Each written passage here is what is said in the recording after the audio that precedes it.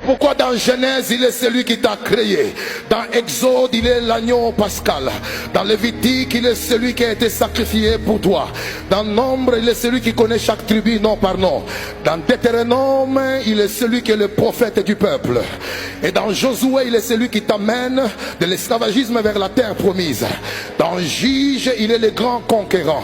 Dans 1 Samuel et 2 Samuel, il est celui qui appelle les gens dès l'enfance. Et dans 1 roi et 2 rois, il est celui qui te donne la victoire sur les ennemis qui t'ont écrasé autrefois. Dans 1 chronique et 2 chroniques, il est le grand archiviste. Dans Esdras ainsi que Néhémie, il est le rebâtisseur des choses qu'on a détruites. Dans Esther, il est ton avocat. Dans Psaume ainsi que Job, il est ta chanson préférée. Et dans Ésaïe, il est celui qui dit l'Esprit de l'Éternel est sur moi. Car l'Éternel m'a oint pour annoncer la bonne nouvelle. Il m'a oint pour guérir ceux qui ont le cœur brisé.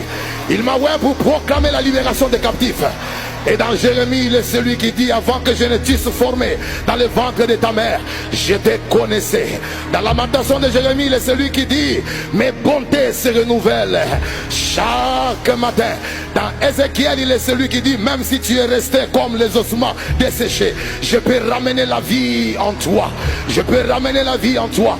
Dans Daniel, il est celui qui se présente comme le 4e homme dans le feu. Et dans Osée, il est celui qui dit mon peuple périt faute de connaissance.